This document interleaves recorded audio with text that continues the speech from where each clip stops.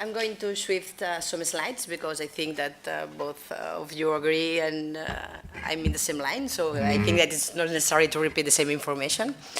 But just I want to stop about what does the assessment mean, because we are speaking about assessment through the net, but well, this is the big concept of e-assessment. So let me a little bit to remind what does e-assessment mean. E-assessment is the continuous electronic assessment where the information and communication technology is used to solve, present, and record and evaluate the assessment activities. What does it mean? That in the assessment process we have two main topics, which is the educational one, but also the technology which is behind this assessment process. What I think is that the assessment process includes not only teachers and learners. It should be also an important vision and point of view from the main president and vice presidents in the institutions. So we have to be in the same line in order to conduct a really good assessment process with our learners, not just any kind of assessment, but just the most important one to help and improve the students' performance. Because in fact, what we need is to be able to help our students to be competent in the knowledge society, not just learn for learn. So, as you know, right now, as Albert and Andrea explained, there are several assessment models. We have the summative, diagnostics, continuous, formative, peer assessment, so any kind of them. We have activities that can be easily corrected by automatic technologies, but there is still a lack in the personalized feedback that we can provide to our learners. I strongly agree that we have to give to each student in our classrooms with a personalized feedback about how is their learning process going. That means in each activity that they are performing during the course, not just the assessable activities, in all activities that we are conducting through the net. But as you know, probably also in your institutions, we are an online university, but we are still performing final face-to-face examinations. So what we see is that the technologies has erupted into the learning process.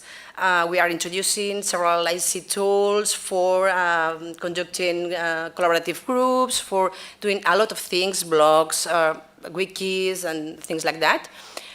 But well, the assessment process is not going so fast. It's not going at the same level that the learning process is going.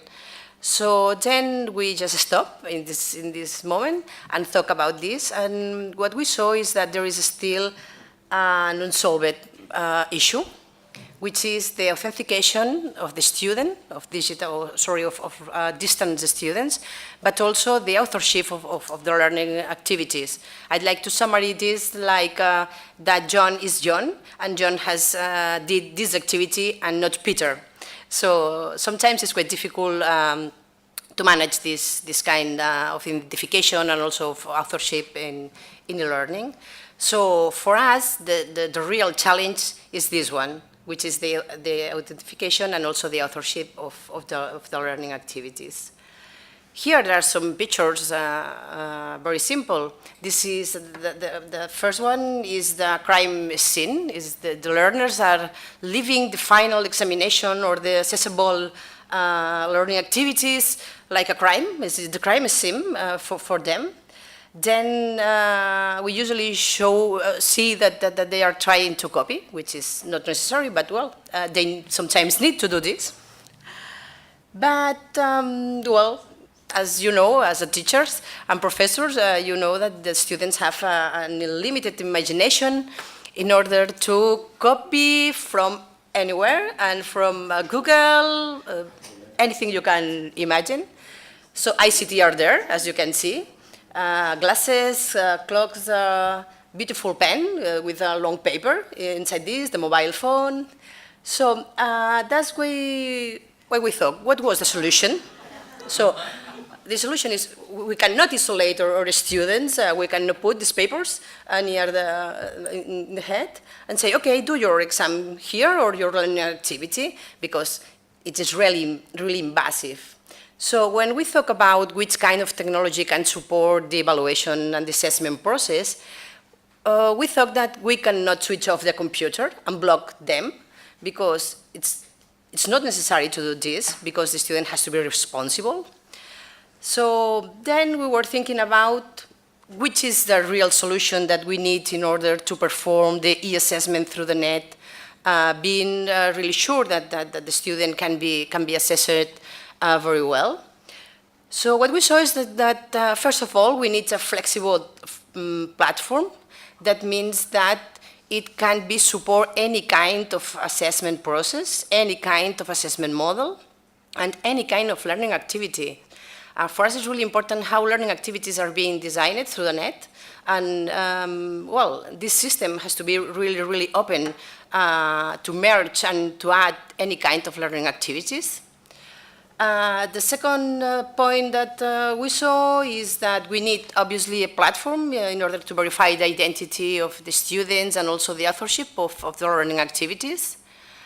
Here, then, we start to take a look into the society, into the big enterprises and companies related with technology, and we saw that they are using a lot of technologies, that these technologies were outside of the education. And we thought, why these technologies are not included in education, because it can be useful for us, not only for teachers and also for students and for conducting the assessment process through the net. So then we saw that we have to select some of them. The first one was facial recognition. The second one was voice recognition, as it can be really useful for languages at school. Then the keystroke patterns. We can capture data about how are we typing when we are writing any essay or any kind of document. And we also add two technologies behind this. The first one was the plagiarism tool, that is only to detect if you are copying from Google or from your colleague in the class or things like that. And finally, we add forensic analysis. It sounds really, really not good, forensic analysis. Let me try to explain what does forensic analysis mean. In forensic analysis, what we are doing is to analyze the writing style of each student. As you know, when we are typing, we are using different connectors, sometimes the same sentences when we are beginning a paragraph. So the idea is taking a look in this style and then trying to know if you are you or not, if you are copying or is your sister who is doing your learning activities. And finally, the third point that we were thinking about was to find a scalable solution and reliable. As you can imagine, we have a lot of students around the world, and they are well, doing bachelor's degree, but also MOOCs. There are a lot of students giving MOOCs. So, well, we need a robust and really scalable solution in order to go to the big mass of our learners around the world in order to perform this assessment process. And finally, regarding the security, as you know, security, personal data is a really important topic right now. We have to protect all the information and personal information that we have about our learners. So we thought that the legal part and the privacy should be a mandatory and very important point in order to protect this data. So these points were the main aspects. And well, in order to summarize this is what we are doing right now in this project, which is called Tesla. We are not from Tesla Motors. We like a lot these cars and this kind of things, but no, we are related with education. Tesla is an adaptive trust-based assessment system for learning. We are just finishing the platform. We are testing right now. I am going to explain it in a few minutes. Tesla is an action plan. It is under the Horizon 2020 program.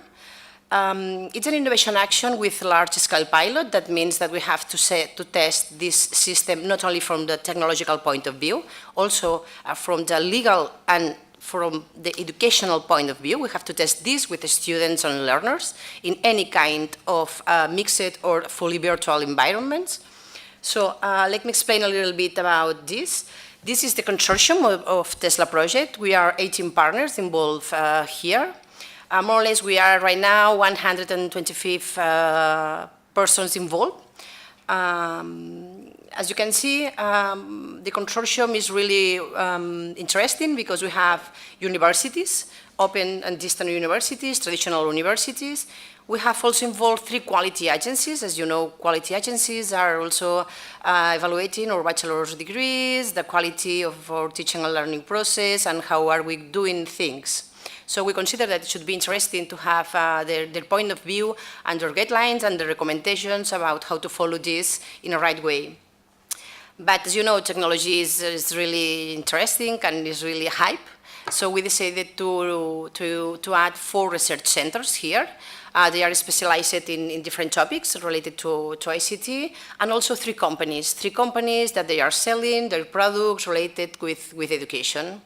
So that's the big consortium we have and we are managing right now. We have received more or less more than 7 million of euros funding. And well, our main objective is to define and develop this e-assessment system, which ensures learners' authorship and authentication. We'll try to cover the learning process, as well as the quality, the ethical, the legal, but also the technical one. That's why I start my presentation telling what does the assessment mean. It means education and means technology. You can see there, this is our program or plan. We have to conduct several pilots. We are just finishing the first one. The first one pilot involved more or less 600 students from these 7 universities. We are right now testing some technologies in an isolated manner. Then, in February of the next year, we have to conduct the second one, which is addressed to more or less 3,500 students. And finally, the third stage of the pilot is divided in 2 phases. The first one is addressed more or less to 7,000 students, and the final one to 14,000 students. So here, what we take a lot of care is about to create an adaptive system. As you know, we have several kinds of students in each university, most of them with mental disorders, other ones with disabled, so they are not able to move to the university or move to the final, for the final examinations. So one of the main goals of this project is that this system could be accessible and also easy to use for this kind of students with special educational needs. So as you see, it's really a challenge. It's a challenge to create this system and to be able to share this kind of technology. When we thought in these pilots, it's really not easy to manage this kind of this huge number of students and to work with the teachers. Sometimes teachers are really open to conduct the assessment and to follow some guidelines and to use some technology, but I think that one of the most interesting points of Tesla project is that you can see nothing of this system. You can see nothing. You are going to create or design your learning activity, upload into your learning environment, and then me as a student, I'm going to write my essay, and the system is capturing data, is collecting this data, is processing the data, and is providing to the teacher with the information. So there is no visual change in any platform.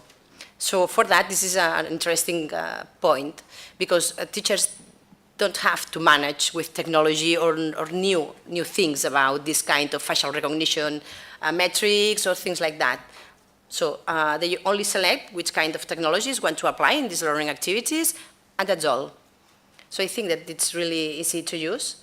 And finally, I just want to summarize the preliminary results that we have. It's not very well, like here, but we are just finalizing the first pilot. We still don't have much data. But the preliminary results that in this previous month that we have done, we have created the educational framework that you consider should be really interesting for being together the 7 universities, understanding the same by learning activities, the same by summative assessment, the same for formative assessment, the same to share a common language in order to perform the same pilot. We create some assessment patterns, and also we collect the pedagogical requirements to be moved from the technical team.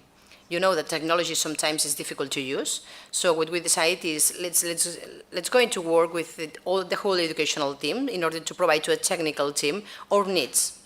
Not what does this tool do. It's me as a teacher, I need that this can do this. So it was our idea. Finally, what we did also was to create all the legal data that is behind this kind of project. The legal data, as you know, we have to ask for our students to give us their consent in order to collect this data. We have to be sure that the data is safe and it can be destroyed through 2 or 3 months. So it's an important part because it becomes a contract between the institution and our learners.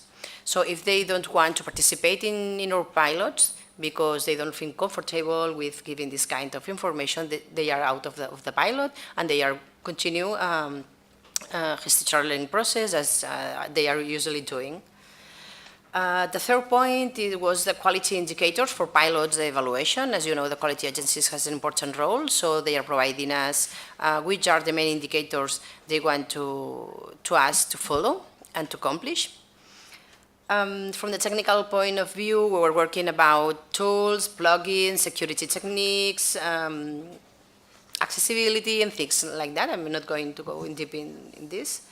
And for this first pilot, what we did is to provide a common guidelines to all the partners participating in pilots.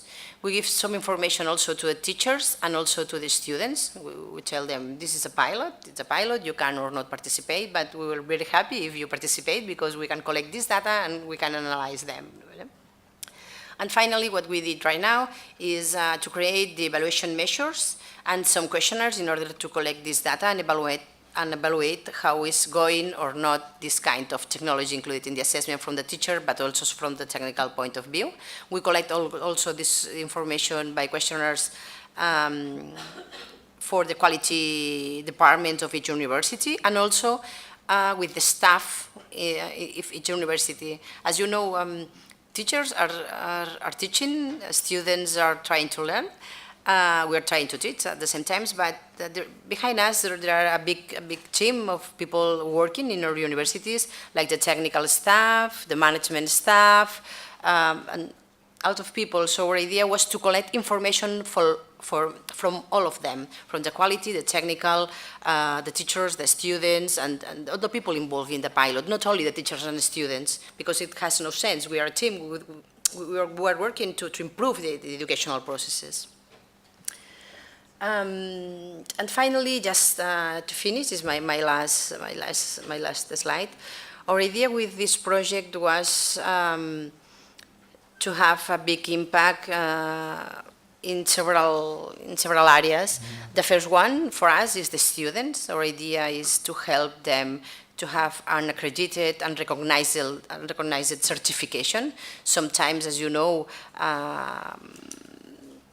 people consider that certification or accreditation from distance universities are not so good as the traditional one. So our idea is, well, let's go to provide to the society and to the universities just a tip for this and say, okay, we know that you are you and what are you doing, you learn, so, well, our main expected impact is in the student, in the learning process, and also in the student's perception about this and the society. The second one, as you can imagine, is for teachers. In order to help them to assess better the learning activities. I agree with Albert and also with Andrea that we need to give our students a feedback and we need to go in deep into formative assessment models. We need to know a lot of things about our student and help them to go in deep in several issues in the course. And the other three main actors is the quality agencies, as I explained before, the companies, because there are a lot of companies developing software, but they didn't hear or they didn't speak a lot with teachers and students. So our idea is to be close with companies in order to understand which is the things that we need in order to perform the teaching and learning process in a better way. And finally, the universities, as you know. Our main goal is education, so we expected to arrive to several kinds of universities across the world. And well, having a good impact related with the assessment process. And let me just finish my presentation only with two hits. The first one is one of the main goals of the project is to have a commercial version of this system. But well, in fact, we were not happy with this, but it was a prerequisite of the call of the European project. So we decided to, at the end of the project, create an open and free version of this system that should be directed to secondary schools and primary schools in order to use this.